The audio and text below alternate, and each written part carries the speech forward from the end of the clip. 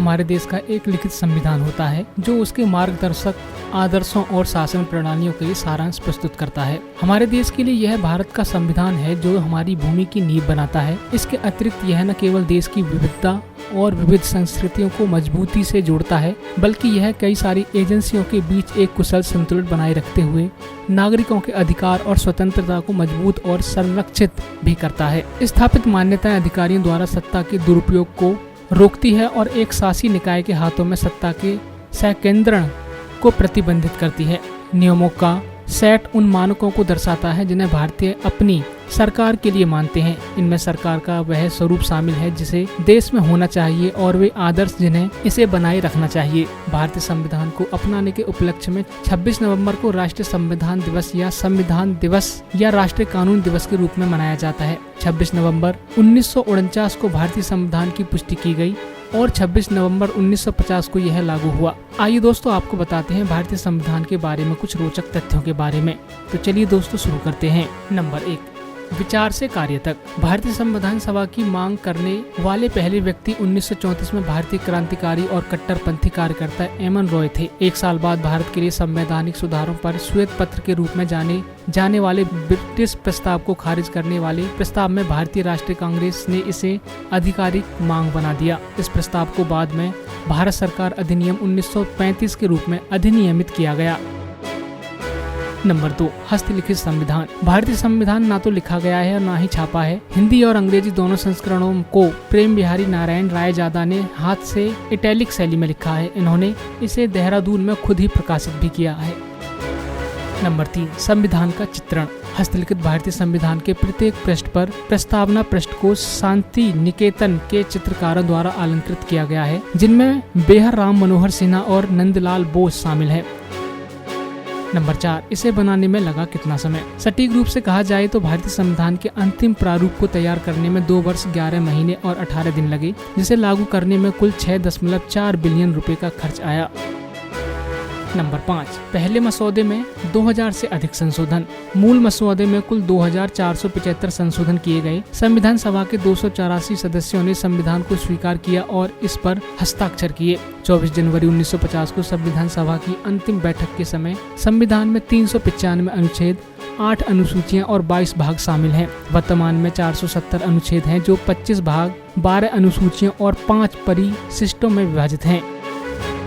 Number 6, उधार का थैला। भारतीय संविधान को अक्सर उधार का थैला कहा जाता है क्योंकि इसके कई प्रावधान अन्य देशों के संविधान से अपने विचार या भाषा लेते हैं। इस भारत के ऐतिहासिक परिप्रेक्ष्य, भौगोलिक विविधता और सांस्कृतिक विशेषताओं को ध्यान में रखकर लिखा गया था। उदाहरण के लिए विधायी प्रक्रिया, एकल नागरिकता, कैबिनेट प्रणाली और द्विसदनीयता की अवधारणाएं ब्रिटिश संविधान से उधार ली गई थी। प्रस्तावना, मौलिक अधिकार, राष्ट्रपति पर महाभियोग, सर्वोच्च एवं उच्च न्यायालय के न्यायाधीशों को हटाना, राष्ट्रपति एवं उपराष्ट्रपति के कार्य आदि संयुक्त राज्य अमेरिका के संविधान से लिए गए हैं। स्वतंत्रता, समानता और बंधुत्व के आदर्शों की अवधारणा फ्रांसीसी संविधान की प्रस्तावना से ली गई थी। नंबर 7, दुनिया का सबसे लंबा संविधान। भारत दुनिया का सबसे बड़ा लोकतंत्र होने के साथ साथ दुनिया का सबसे लंबा संविधान होने के लिए भी प्रसिद्ध है। 117,369 शब्दों वाला वह दुनिया का सबसे लंबा संविधान है। नंबर 8, मूल संविधान का संरक्षण।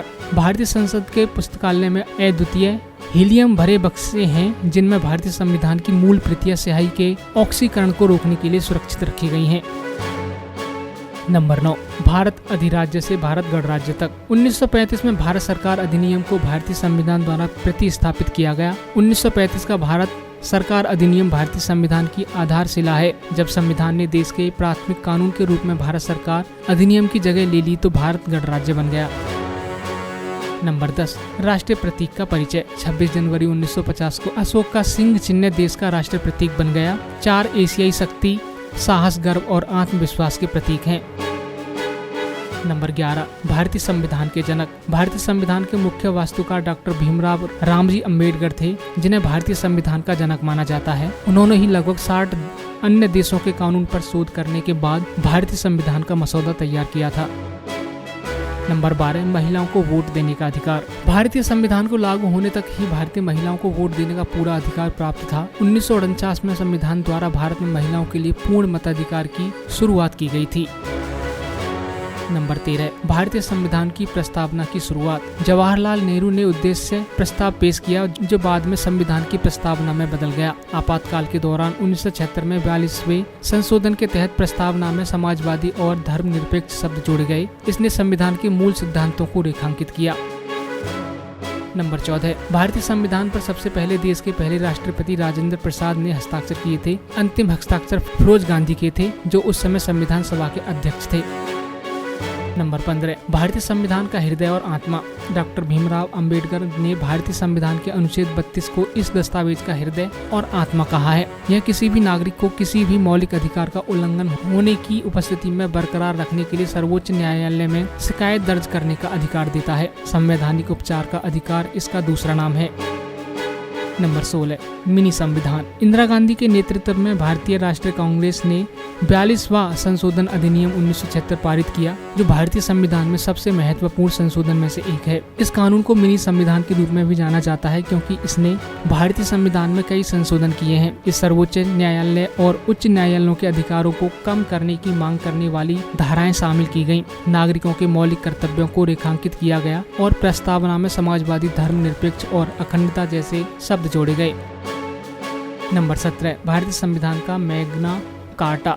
भारतीय संविधान के भाग तृतीय को मैग्ना कार्टा कहा जाता है। मैग्ना कार्टा अधिकारियों की घोषणा है जिस पर इंग्लैंड के राजा जॉन ने 1215 में हस्ताक्षर किए थे। यह नागरिकों के लिए न्याय संगत मौलिक अधिकारों की एक बहुत लंबी और व्यापक सूची पर चर्चा करने वाला पहला लेख है। तो दोस्तों, आज की वीडियो में इतना ही। वीडियो अच्छा लगा हो तो लाइक करके जाना और चैनल को सब्सक्राइब करके जाना। धन्यवाद।